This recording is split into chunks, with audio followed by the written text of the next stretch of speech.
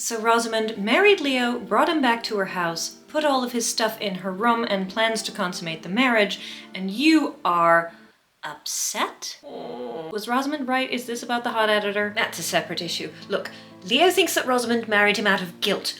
Rosamond thinks that Leo married her out of duty or possibly pity. And Leo isn't an aristocrat. He's not going to know that they have to consummate the marriage to make it valid. Well, that's going to be an interesting conversation. That she likely won't bother having. She's just going to assume that he knows. Ooh.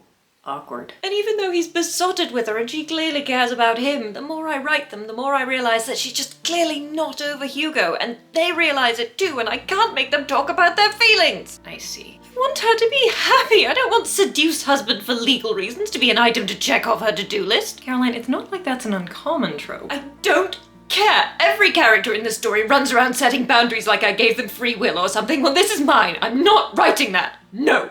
And let's fix it.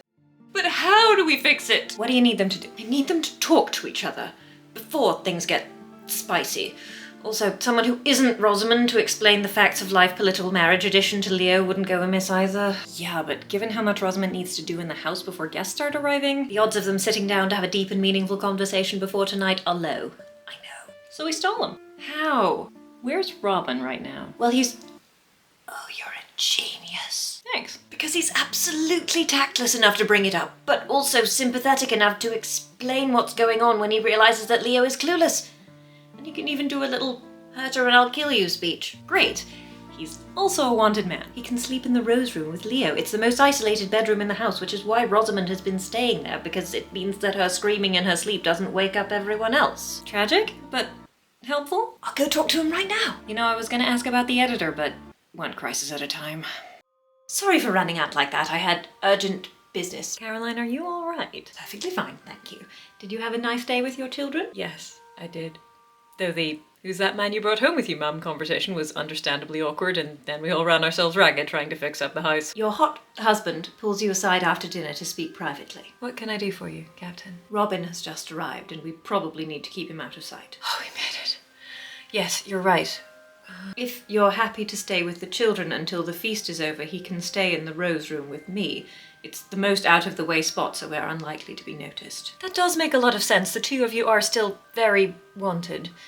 Is that all right? Of course, my lady. Besides, if he snores too loudly, I'll just smother him with a pillow again. I'm going to need the story of why that's an again at some point, sir. Whenever you like, my lady. Caroline, you're sure you're all right? Yes, absolutely. Now go say hello to Robin. You're going to be extremely busy for the next few days and barely get to see him. Can't help but feel like I've missed something. The next few days are given over to preparations for the upcoming Feast of Remembrance and peace talks. Yes, so I don't really have time to play dress up right now. I just thought it might cheer you up. Caroline, please focus. We don't know if the arson attempt was the only thing Baron Mabry had planned to disrupt the peace talks. We're all still a little on edge here. Rosamond, have you thought about what you're going to do about Baron Mabry probably being behind your husband's murder and also probably being behind the assassination attempt on your sister? One crisis at a time. Caroline, I can't prove that he had anything to do with Hugo's death, and Kat is better guarded than we are. As much as I hate it, we need to get this done first. Everything else will just have to wait. Makes sense. Queen Eudocia and King Roland and their respective retinues arrive 2 days after you do and immediately shut themselves away. I'll go and speak to them at dinner. Other guests start arriving to stay the night before, but with Edmund and Charlotte running interference, you're able to successfully keep them away from the Rose Room. Good work. The day of your late husband's Feast of Remembrance dawns clear and dry, and more guests start arriving after dawn. Here goes everything. Hugo's Feast of Remembrance begins with the recitation of the appropriate religious offices. Though we perish to darkness and decay, we will rise to light that makes the sun itself seem a mere candle. Let us remember Sir Hugo Hawkhurst, who a year ago today walked into that light. As the feast progresses, both King Roland and Queen Eudocia make a point of thanking you for your hospitality. You're most welcome. And inform you that messengers have already been sent out to spread news of the peace agreement. Fast work, Your Majesties. It is remarkable what can be accomplished when third parties are not interfering. Isn't it? When the final course has been cleared away, the Queen requests the honour of reading the inheritance lines, and naturally, you would not refuse her. Naturally not. She's just getting to the main event, as it were, when Baron Mabry, who has been looking on with barely concealed disdain, interrupts with, "A point of law, Your Majesty." Here we go. Baron Mabry stands.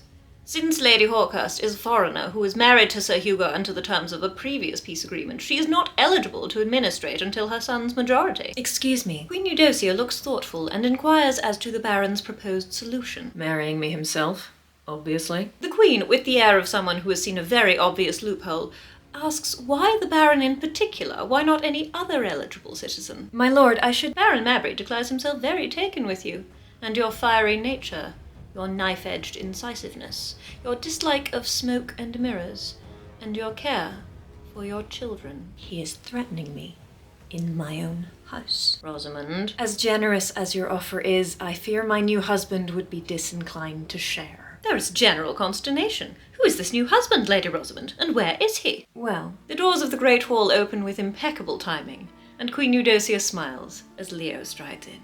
Good evening, my lord. Baron Mabry demands to know why you just called Captain Collins, formerly a mere soldier in his militia, my lord. Has the Baron met Viscount Collins before? The Baron splutters, and Queen Eudocia explains that since leaving the Baron's employ, formerly Captain Collins and his new wife, Lady Rosamond, have proved such indispensable servants of the crown that she has seen fit to elevate them to Viscount and Viscountess Collins. So you see, my lord, I am well taken care of, but I do so appreciate your efforts to keep us all on the right side of the law. There being no more objections, Queen Eudocia finishes reading the inheritance lines, and the Feast of Remembrance draws to a close. Finally. King Roland thanks you again and takes his leave. Queen Eudocia thanks you again and congratulates you on your wedding. Thank you, Your Majesty. She risked your lives to deliver the declaration. Bumping you and your new husband up to Viscount and Viscountess was the least she could do. The Baron's not going to be happy that we outrank him now. There will be consequences. And you will deal with them. Let's hope. It's the day after the Feast of Remembrance, just after nightfall, and Robin, the last of your non-royal guests, has departed. You are alone in the gardens. I can't quite believe it all worked out. I was so afraid there would be assassins or poison or... You did well, Rosamond. I thought that after surviving bandits, a river, an assassination attempt on your sister, a house fire, and a masquerade, perhaps a diplomatic solution was the order of the day. Besides, gives me something to do in the sequel. Nothing. You see two figures ahead of you. Leo? One of them carefully sneaking up behind the other. Leo, look out! You start to run towards your husband and his would-be assassin. Your shout means that Leo has not been caught completely off guard, but he has been knocked to the ground. Get away from him! Skidding up behind them, you draw yet another knife. How many of those do you routinely keep on your person? Clearly not enough! And stab the would-be assassin. He screams in agony and slashes wildly at you as he crumples to the ground, and you see who it is. That's the second bandit. Your screaming has roused the Queen's Guard, who immediately take the would-be assassin, formerly known as Bandit Number 2, into custody. Leo struggles to his feet and rushes over. Are you all right, my lady? I'm fine, but he might not have been alone. Please go check on the children. He frowns, but immediately runs off in the direction of the house. One of the guards helps you to walk the same way. You're bleeding, but seem like you'll survive. Formal clothing can be surprisingly slash-resistant. Oh, but not completely. When you get back to the house, Leo is keeping watch outside Edmund and Charlotte's locked room. They are fine, Rosamond. I'm so sorry, my lord. Are you all right? Yes, my lady. Thanks to you. He looks you up and down. Would you like some help? Yes, please. You and your hot husband, now armed with water, cloths, and bandages, have made your way to your room, intent on dealing with your mercifully superficial knife wounds. I don't feel great. I think you might be a little shocky. Oh, I really like this surcoat, and now it's all torn and blood-stained. We'll get you a new one, my lady. Now please, try and stay still. All right on the hip. Am I going to need stitches? If you can rest for the next few days, my lady, I hope not. No more foiling assassins for me. Best avoided, my lady. My name is Rosamond, you can call me Rosamond. I think we're friends, and you did marry me. You can probably call me Rosie. I won't mind. I fear I am not in the habit, my lady. Well, Leopold, you never will be if you don't start. An excellent point. Rosamond. Better. Oh!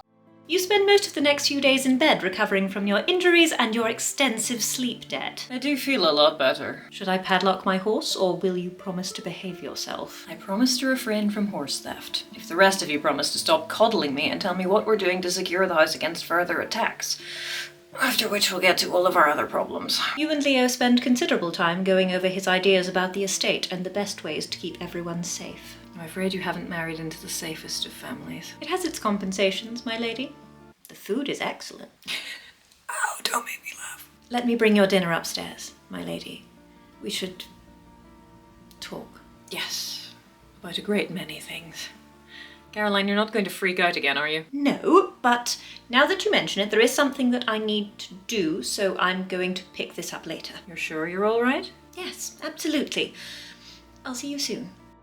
Your various aches and pains have improved to the point that you can get out of bed without gasping with pain. Congratulations to me. Your children are delighted to see you at the breakfast table, though apparently they have been taking advantage of your convalescence to pester your hot husband for combat lessons. And how are they shaping up? Leo says they'll be the terror of the playground by the time they return to school. I'd expect nothing less. You look nice. Thank you. Of course, it would be more of a compliment if we didn't have exactly the same face. Caroline Lindley, are you going on a date? Maybe. Well, I want you back by 10:30, miss. You have work in the morning. Yes, Mother. Actually, I should probably get going now. I don't want to be late. No, I hear he's a real stickler. Turnabout may be fair play, Rosamund Hawkhurst Collins, but nobody likes smug. If you say so. Shoo. So how is your date? Well, we're going out again once I hand over this draft, so I think it went quite well. Great, I'm happy for you. I mean, I am you, so obviously. But how are you going to finish the book? With a feeling of cautious optimism that things are going to be calmer for a while, but also with some obvious sequel bait. I mean, we've still got Baron Mabry and the conspiracy and... No, I mean, what are you going to do about Rosamund and Leo? Well, like my editor said, it's not like we have to spell everything out. They are married and sleeping in the same room, after all. True. I'll just write them a cute scene or two. Maybe when Rosamund discovers that Leo doesn't actually know most of the formal dances they'll need to perform at the ball they're throwing to celebrate their marriage, and so she has to teach him. Ready? And after that, I think I'll Leave the nitty-gritty for the fanfic writers? drop in a few more references to the religion-based magic system in this generally low magic setting, so it's not such a bombshell in the sequel. I'm sorry, what was that? Nothing. I'm definitely not going to Google that. Rosamund, I need a word. Caroline, it's the middle of the night. What do you want? I may have done something slightly silly. You told Henry, the hot editor, that he and Leo have the same face? What? You overpromised on your manuscript delivery date and now you're pulling an all-nighter? What? You insulted your cover artist? No. Then what? I read the fanfiction. Pardon? I read the fanfiction, all right? Shh. I should not have Googled that.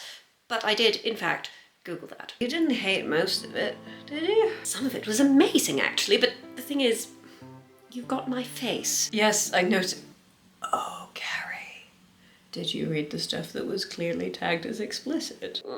Zero sympathy, Caroline. You knew what you were getting into. Now, could you please either go back to sleep or get to work on your revisions? Fine. Shh. No. No, it's fine, sweetheart. Go back to sleep.